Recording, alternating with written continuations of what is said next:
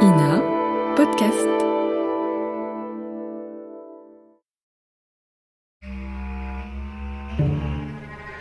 Affaire Omar Haddad.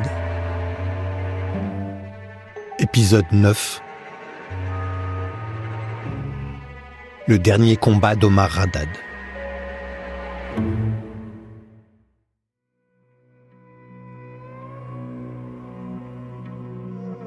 Après le rejet de sa première demande en révision fin 2002, l'affaire Omar Haddad semble sombrer dans le silence. Pendant près de 10 ans, plus aucune procédure n'est engagée. En France, une fois la révision refusée, il faut de nouveaux éléments réellement inédits pour relancer un dossier. Et à l'époque, les prélèvements ADN, déjà partiellement exploités, ne permettent pas encore de remonter une piste fiable. Les outils scientifiques ne sont pas aussi développés qu'aujourd'hui. À cette période, la seule personne qui continue de parler de l'affaire, c'est finalement Omar lui-même. En février 2003, il sort un livre, aidé par la plume de la journaliste Sylvie Lotiron, intitulé « Pourquoi moi ?», aux éditions du Seuil. Dans ce livre, l'ancien jardinier retrace son parcours, son arrestation, sa détention, ses espoirs et surtout sa colère. Jacques Vergès continue de défendre son client, mais sans déposer de nouvelles requêtes. Un vide juridique se profile, dans lequel l'avocate pénaliste, Sylvie Noakovic, voit un levier d'action. Elle veut relancer la procédure en s'appuyant sur les progrès scientifiques et sur le fichier national automatisé des empreintes génétiques, ou FNAEG, mis en place en 1998. En 2008, elle prend officiellement le relais dans la défense d'Omar Haddad. C'est lui-même qui la sollicite, après l'avoir découverte à la télévision. Sensible à son combat contre l'injustice, il est convaincu qu'elle est l'avocate idéale pour le représenter. Pour Omar Haddad, c'est le combat de la dernière chance. Il est épuisé, mais veut être réhabilité. Sylvie Noakovic s'engage à remettre une nouvelle fois le dossier sur la table et multiplie les démarches. Elle se rend notamment avec lui au ministère de la Justice dès l'hiver 2008 afin de déposer une deuxième requête en révision. L'avocate obtient enfin que le parquet de Grasse relance des analyses ADN en 2011, soit presque 10 ans après le rejet de la première demande. Elle évoque ces démarches au 19-20 de France 3 Nice, le 11 mai 2011. Écoutez, c'est formidable parce que ça fait des mois que je me bats pour demander que les deux ADN qui ont été retrouvés mélangés au sang de la victime soient comparés au fichier national des empreintes génétiques. Ça s'appelle le FNAG. Ce fichier détient tous les ADN des personnes qui ont déjà été condamnées. Mais un problème persiste. Les scellés ont déjà été utilisés en 2001. Et les échantillons de sang ne permettent toujours pas d'établir de profil exploitable pour 2 des ADN masculins retrouvés. Le fichier du FNAEG, sur lequel s'appuie l'avocate pour ses demandes d'expertise, ne contient que des empreintes génétiques collectées après 1998, soit 7 ans après les faits. En 2013, le ministère de la Justice autorise officiellement la reprise des analyses. La défense espère alors obtenir des résultats incontestables. Mais le procureur ne donne pas suite. Il faut attendre une nouvelle loi, adoptée en 2014, pour relancer une demande d'expertise ADN grâce à un élargissement des critères. Cette loi, relative à la réforme des procédures de révision, permet de rouvrir un dossier lorsque surgit un fait nouveau susceptible de faire naître un doute sur la culpabilité de la personne condamnée. Entre-temps, le 15 août 2013, Jacques Vergès meurt d'une crise cardiaque à l'âge de 88 ans. Il laisse derrière lui le souvenir d'un avocat aussi clivant que médiatique. L'affaire Omar Haddad est son dernier véritable combat judiciaire.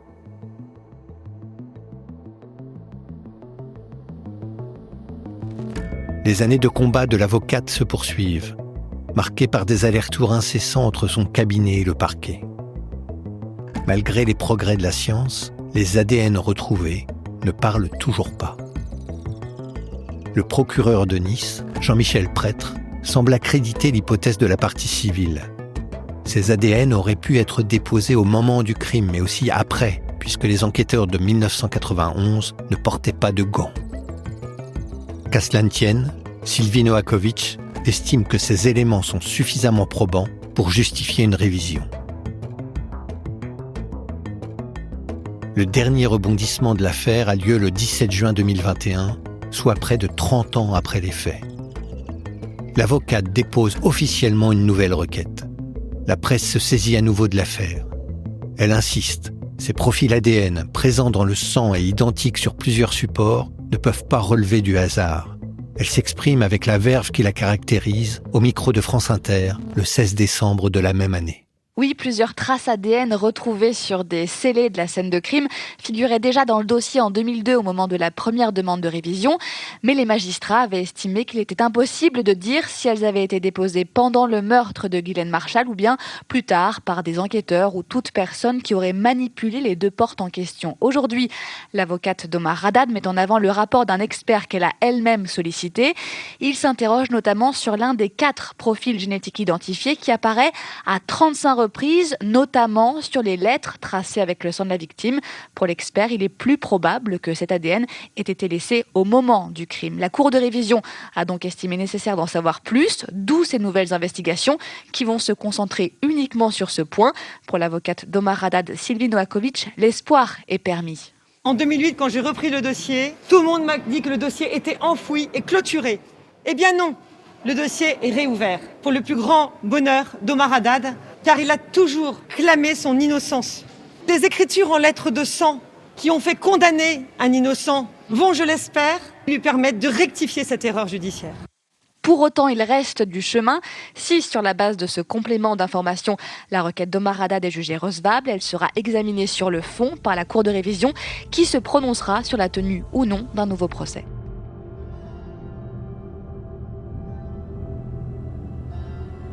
Une nouvelle fois, la défense d'Omar Haddad reprend espoir.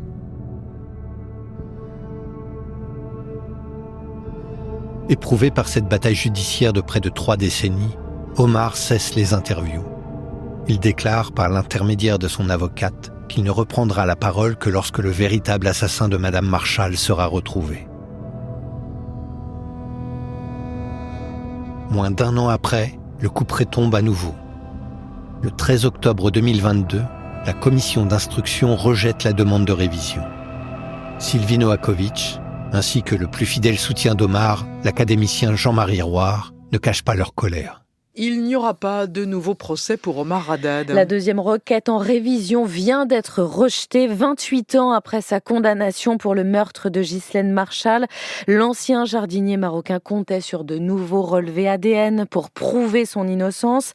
Irrecevable pour la commission d'instruction de la Cour de révision, décision rendue aujourd'hui et qui scandalise son avocate. Charlotte Piret y était. L'affaire Omar Haddad a été l'une des plus grandes erreurs judiciaires du XXe siècle. Aujourd'hui, c'est l'une des plus grandes erreurs du XXIe siècle. À la sortie de la Cour de cassation, maître Sylvie Novakovic, avocate d'Omar Haddad, ne décolère pas. Je suis absolument scandalisée par cette décision qui non seulement ne respecte pas les droits de l'homme, mais encore moins la loi de 2014 qui permet la révision en cas de simple doute. Mais pour la Cour de cassation, les traces ADN non identifiées retrouvées notamment sur l'inscription en lettres de sang « Omar m'a tué », ces traces ont pu être déposées antérieurement ou postérieurement au meurtre et leur rapport avec les faits n'a donc pas pu être établi. Une profonde injustice pour l'académicien Jean-Marie Roire, soutien d'Omar Haddad. Cette décision est une faute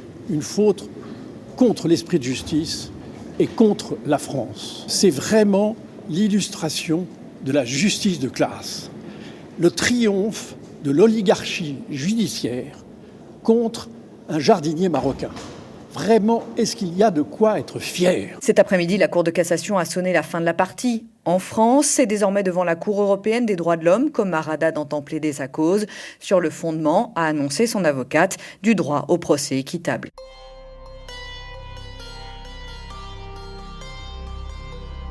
La justice reste campée sur sa décision. Les éléments apportés par maître Novakovic ne suffisent pas, une fois encore, à convaincre les juges d'ouvrir un second procès. À ce jour, les 4 ADN relevés sur les portes et le chevron de bois n'ont toujours pas été identifiés. Une chose est certaine, celui d'Omar Haddad n'a jamais été retrouvé, ni dans la cave, ni sur la victime, ni sur les inscriptions en lettres de sang. L'affaire demeure ouverte devant la Cour européenne des droits de l'homme, tandis que l'instruction française, elle, est définitivement close. 7 ans de prison, 30 ans de combat, une innocence toujours clamée, et une question qui demeure finalement sans réponse satisfaisante: qui a tué Madame Marshall? Nous voici arrivés au terme de cette saison des archives du crime consacrée à l'affaire Omar Haddad. Une affaire devenue symbole d'une possible erreur judiciaire et d'un malaise persistant depuis plus de 30 ans. Elle met au jour les fragilités d'une justice longtemps figée et le poids écrasant des origines sociales ou culturelles dans le traitement d'un dossier. Omar Haddad, ou l'histoire d'un coupable idéal. Prénom étranger, métier modeste, accent prononcé, et un illettrisme qui, dès le départ, a creusé le fossé entre sa parole et celle des experts, magistrats, héritiers d'un monde auquel il n'appartient pas. Sans les médias, sans les interventions de Jean-Marie Rouart, sans les plaidoiries de Maître Vergès puis la ténacité de Sylvie Noakovic, l'affaire serait peut-être tombée dans l'oubli. Mais cette médiatisation, moteur de mobilisation, a aussi entretenu une confusion tenace entre vérité judiciaire et vérité émotionnelle. À travers des centaines d'articles, d'interviews et de reportages, l'opinion publique a été façonnée, parfois influencée, jusqu'à faire vaciller la frontière entre faits et récits. Au-delà du relais médiatique, la phrase « Omar m'a tué, ER », écrite en lettres de sang, a fait entrer l'affaire dans la légende malgré elle. On l'a moquée, détournée, sortie de son contexte. Elle a fait le tour du pays, bien au-delà du dossier judiciaire. À force d'être citée, elle en est presque venue à résumer, voire écraser l'affaire elle-même. Pomme de discorde pour les uns, gag grossier pour les autres. Face à ce brouhaha médiatique, certaines voix ont tenu bon. Parmi elles, celle d'Henri Leclerc, avocat de la partie civile lors du procès de 1994.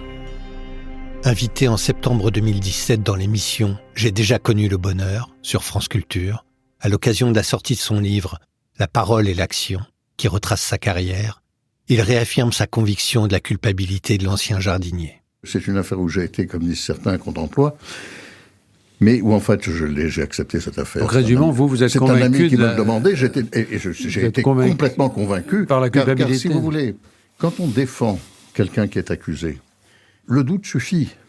Quand on est du côté de la partie civile, si on est un homme raisonnable, on ne va pas soutenir une accusation contre quelqu'un dont on pense qu'il est peut-être innocent ou qu'il est innocent. C'est contraire à ma morale, je dirais. Bon.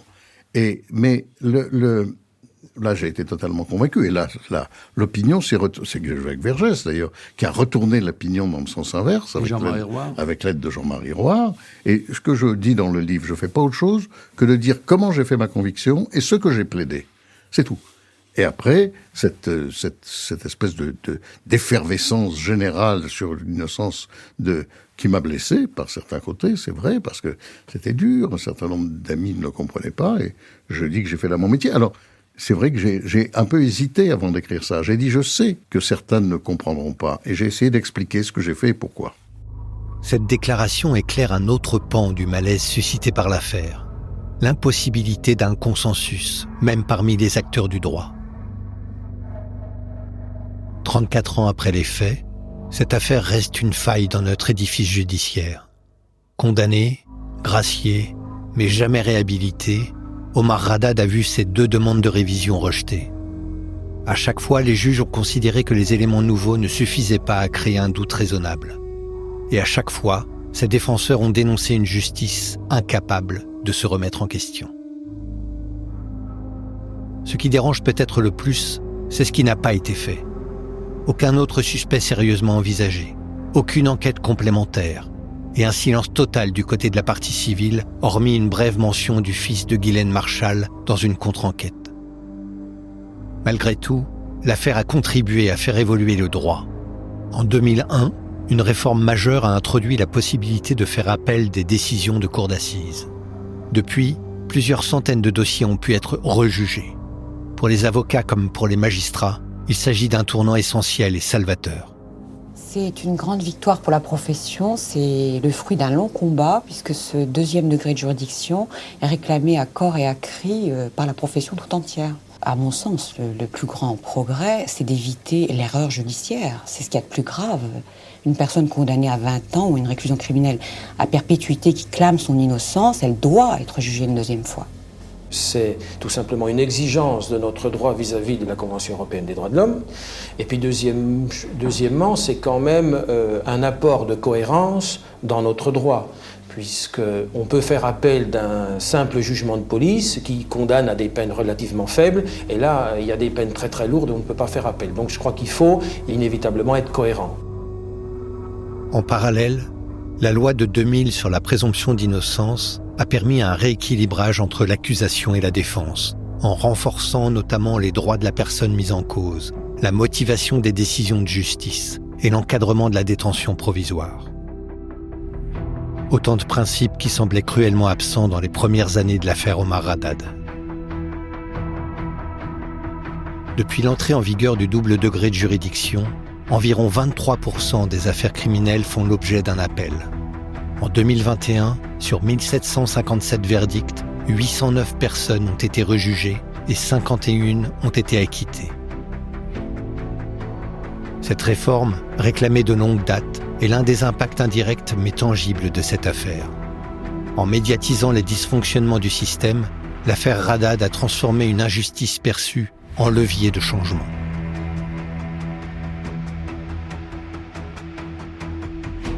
Avant de refermer ce dossier, un mot sur la façon dont l'opinion publique a perçu l'affaire. On l'a dit, l'expression Omar m'a tué a saturé l'espace médiatique. Pour autant, au-delà des polémiques entourant l'affaire, il y a aussi eu dans le pays un attachement durable à l'idée de justice, comme l'explique Jean-Marie Roire quelques mois après le verdict en 1994, au micro de Jean Luquet sur France Inter, faisant référence à la saillie provocatrice de Maître Vergès. Je crois que c'est très différent de l'affaire Dreyfus sur un point fondamental qui est le racisme. Je crois que l'affaire Dreyfus avait réveillé un antisémitisme qui était en France, alors qu'au contraire, et je trouve ça très, très encourageant, l'affaire Omar n'a pas réveillé de racisme, puisque 64% des Français se sont révélés dans un sondage favorable à refaire le procès d'Omar. Donc, au contraire, je crois que les Français ont montré, à travers cette affaire, que leur valeur de justice était très supérieure à leur démangeaison raciste. Ce rappel est important. Car que reste-t-il aujourd'hui réellement de cette affaire ? Un homme libre, mais toujours présumé coupable. Une société qui, elle, n'a jamais tranché. Un crime non élucidé et le doute que le verdict n'a jamais dissipé. Mais si l'affaire a cristallisé des clivages, elle a aussi réveillé un réflexe de prudence. Le droit au doute, la possibilité de rejuger, l'exigence d'un procès équitable. C'est peut-être là l'héritage le plus discret, mais le plus durable de l'affaire Omar Haddad.